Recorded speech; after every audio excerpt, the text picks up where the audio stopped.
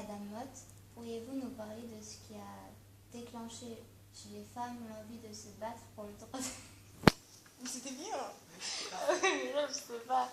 Je parle pas fort, je crois. Si, ça allait. Ça Ah allait. bon? Oui, ça allait. Ouais, ok.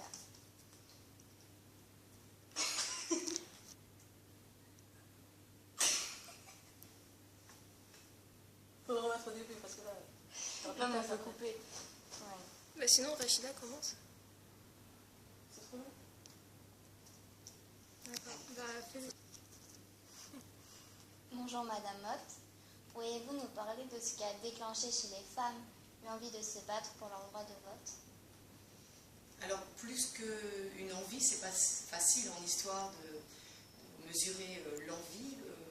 Ce qui est sûr, c'est qu'il y a une prise de conscience. Une prise de conscience d'une partie de la population qui remonte au XVIIIe siècle déjà. Si on pense à Olympe de Gouges avec sa déclaration des droits de la femme et de la citoyenne, qui revendiquait déjà le droit de vote des femmes. Et puis, si on pense à Condorcet aussi, un homme, c'est important de le dire, c'est-à-dire qu'on a affaire à une prise de conscience d'hommes et de femmes qui pensent donc que la femme doit avoir aussi des droits politiques. Derrière tout ça, c'est l'idée d'égalité entre les hommes et les femmes. Et c'est cette prise de conscience que la femme est égale de l'homme et peut exercer les mêmes droits, disposer des mêmes droits, qui a été le moteur de ces revendications qui se sont manifestées concrètement par la création d'organisations, de ligues de femmes pour obtenir ce droit de vote à la fin du XIXe siècle, en particulier dans les années 1880 et au début du XXe siècle. Une union française pour les droits de la femme en 1905. Qu'est-ce qui a permis aux femmes d'obtenir le droit de vote? Alors, on pourrait évoquer plusieurs événements.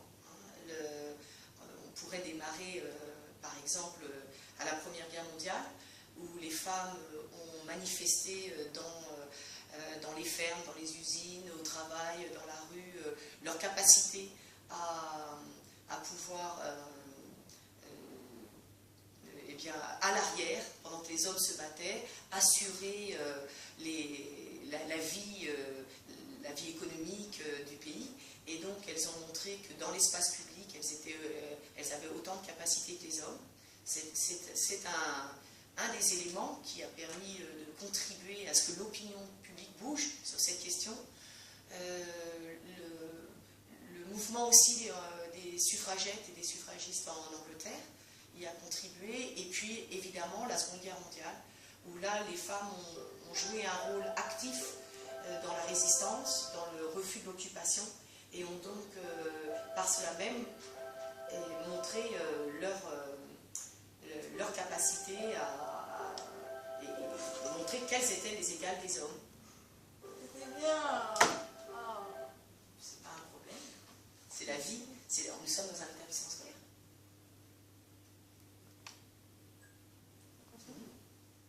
Et qu'est-ce que ce droit a changé dans la société de l'époque?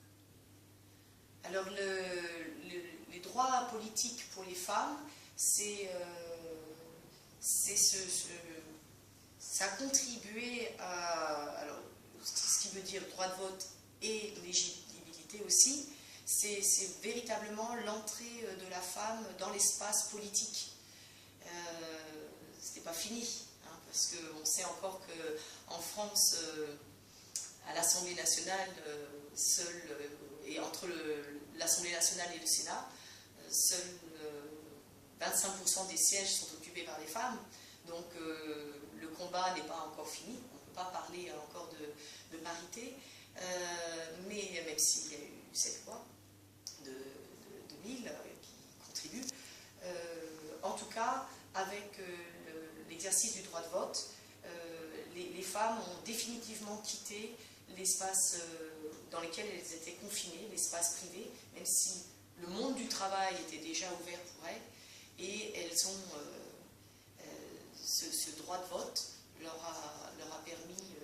d'exister dans la vie publique et de contribuer à approfondir les valeurs d'égalité qui sont dans notre devise. D'accord, merci beaucoup. Merci.